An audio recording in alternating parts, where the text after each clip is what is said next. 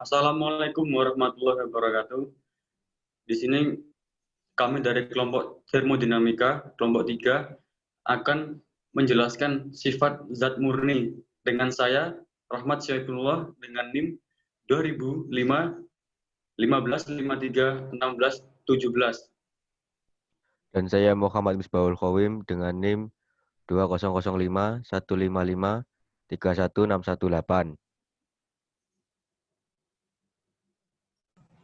Dengan saya Retno Ayu Dwi Kirana dengan NIM 20051531614.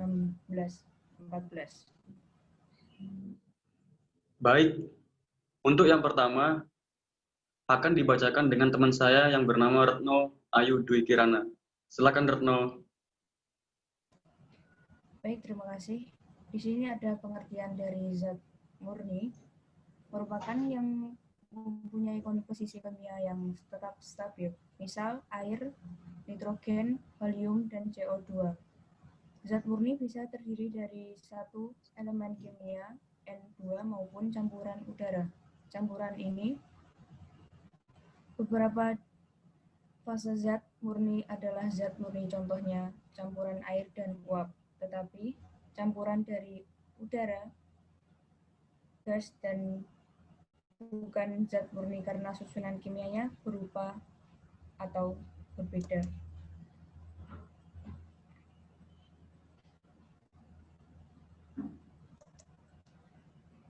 Fase dari zat murni merupakan berat zat yang mempunyai sifat struktur fisika dan komposisi kimia yang seragam.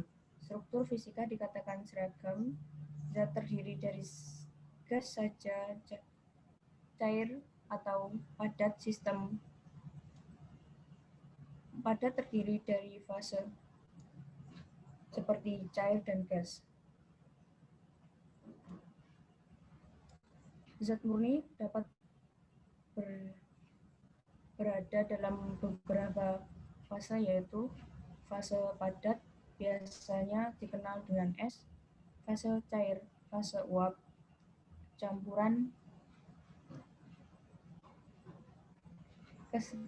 kesetimbangan fase, dan uap.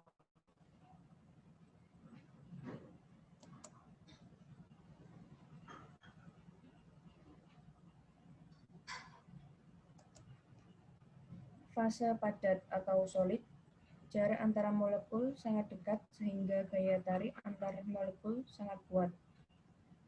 Maka bentuknya tetap. Gaya tarik antara molekul-molekul cenderung untuk mempertahankannya pada jarak relatif konstan. Pada temperatur tinggi, molekul melawan gaya antar molekul dan terpencar.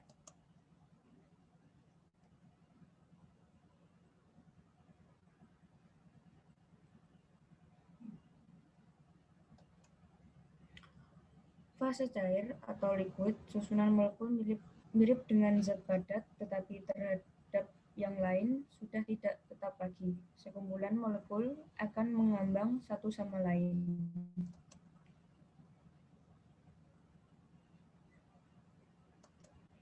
Fase gas, jarak antara molekul berjauhan dan susunannya acak, molekul bergerak secara acak.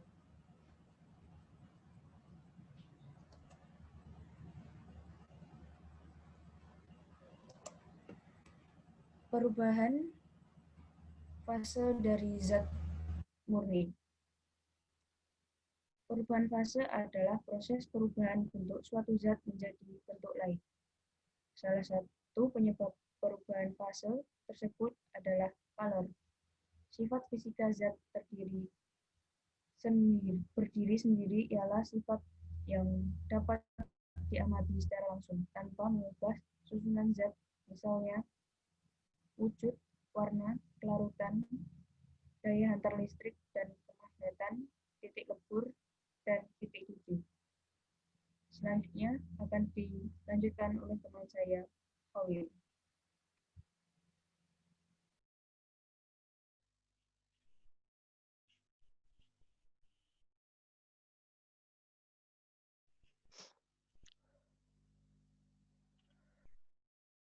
Secara harfiah, perubahan fase terjadi saat sebuah zat berubah dari satu wujud ke wujud yang lain. Misalnya, dari gas ke cair, cair ke padat, padat ke gas, dan sebaliknya. Setiap proses melibatkan panas. Baik panas itu dilepas oleh zat ataupun diterima oleh zat, tapi tidak melibatkan perubahan temperatur. Untuk perubahannya bisa dilihat di gambar pojok. Next.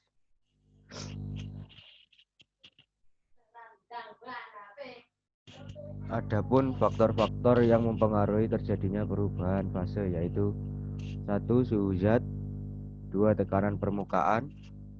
Perubahan wujud tidak disertai dengan perubahan suhu. Perubahan fase zat benda dapat dijelaskan melalui diagram berikut. Diagram bisa dilihat di pojok kanan bawah. Next.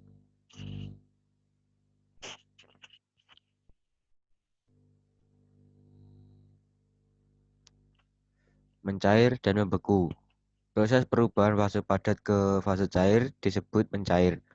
Sedangkan pada proses perubahan fase cair ke fase padat dikenal titik beku dan kalor yang terlibat di dalamnya disebut sebagai kalor pembekuan. Next. Menguap dan mengembun. Menguap merupakan perubahan wujud zat dari cair menjadi gas. Apabila permukaan laut dan permukaan bumi menguap karena pengaruh panas oleh sinar matahari, setelah uap mencapai keadaan jenuh di udara akan terjadinya proses pengembunan dan selanjutnya terjadinya proses hujan. Next.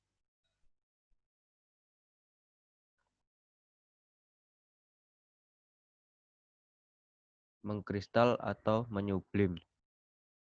Gambar 1 yaitu perubahan dari fase gas ke fase padat disebut mengkristal, sedangkan perubahan dari fase padat ke fase gas disebut melenyap.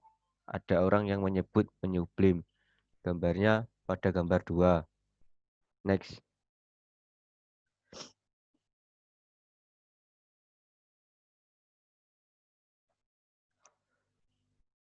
Perubahan fase dari zat murni sebagai contoh air. Pada state ini disebut compressed liquid atau subcooled liquid. State 2 disebut saturated liquid atau cairan jenuh. Dan state 3 disebut saturated liquid vapor mixture atau campuran uap campuran jenuh. State 4 campuran tepat berubah jadi uap seluruhnya disebut saturated vapor uap jenuh. State 5 disebut superheated atau uap panas lanjut. Next.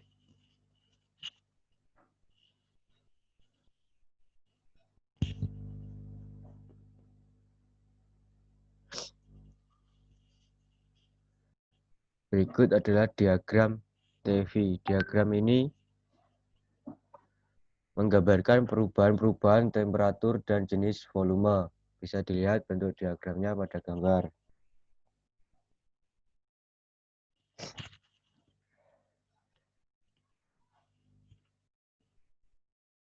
Next.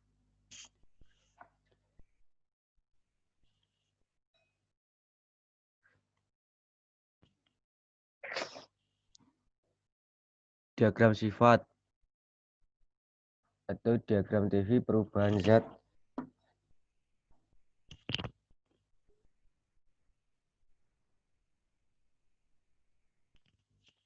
Diagram TV perubahan fase zat murni air pada sebagai berikut.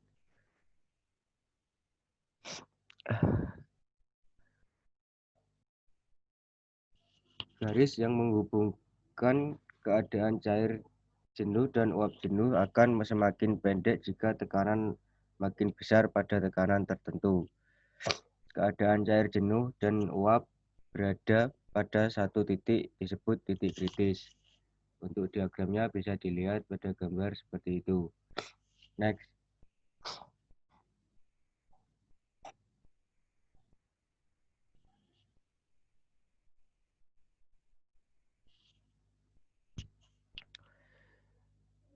Ini adalah diagram PV zat murni. Di atas titik tekanan kritis, proses perubahan dari zat cair menjadi uap tidak lagi terlihat jelas. Terjadi perubahan secara spontan dan cair menjadi uap. Bentuk dari diagram PV mirip dengan diagram TV. Pada diagram PV, garis temperatur konstan mempunyai tren menurun, sedangkan pada diagram TV, garis tekanan konstan mempunyai tren menarik. Berikutnya akan dibacakan oleh teman saya, Saifullah.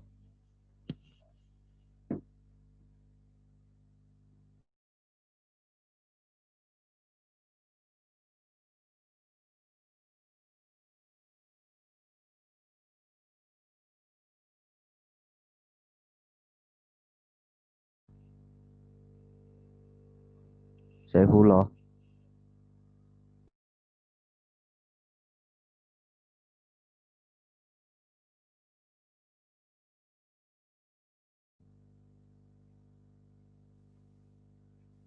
Diagram PT zat murni atau diagram fase sering disebut sebagai diagram fase karena dalam diagram PT antara tiga fase dipisahkan secara jelas masing-masing dengan sebuah garis.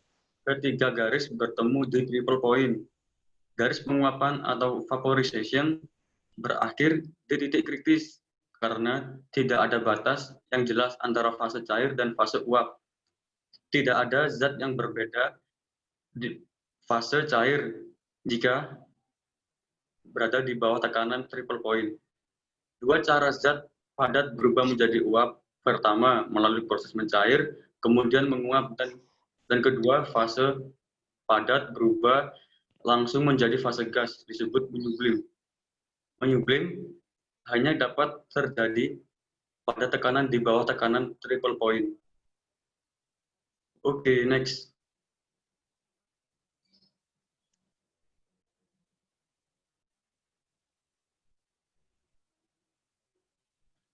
Contoh soal, sebutkan fase dari zat murni berdasarkan susunan molekulnya. Jawaban, solid sama dengan jarak antara molekul sangat dekat sehingga daya tarik antar molekul sangat kuat. Maka bentuknya tetap gaya tarik antara molekul-molekul cenderung untuk mempertahankannya. Jarak yang relatif konstan pada temperatur tinggi, molekul melawan gaya antar molekul dan terpancar. Liquid cair, susunan molekul mirip dengan zat padat, tetapi terhadap yang lain sudah tidak sama lagi. Sekumpulan molekul akan mengambang satu sama lain. Gas, jarak antara molekul berjauhan susunannya acak. Molekul bergerak secara acak. Next.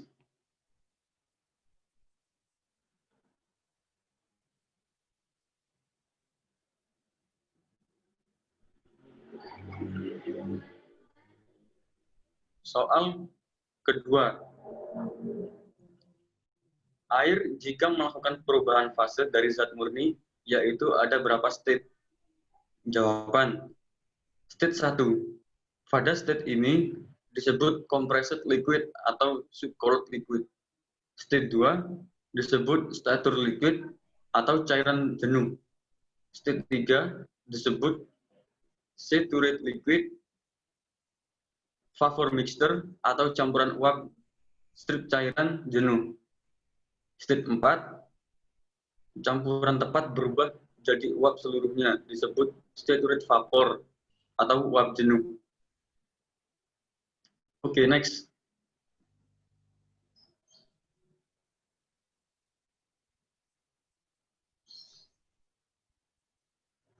Selanjutnya, soal nomor 3. Tekanan tertentu 22,09 MPa atau keadaan cair jenuh dan uap jenuh berada pada suatu titik, yaitu titik. Oke, nanti jawabannya nomor 3 ya. Saya bacakan soalnya dulu. Soal 4.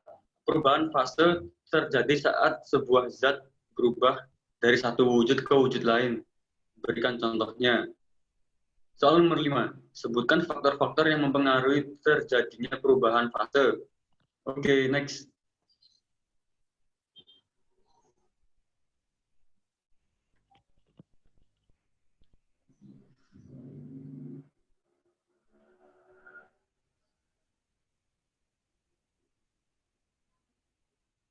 Oke, baik. Itu tadi presentasi dari kita. Untuk kurang lebihnya, mohon maaf.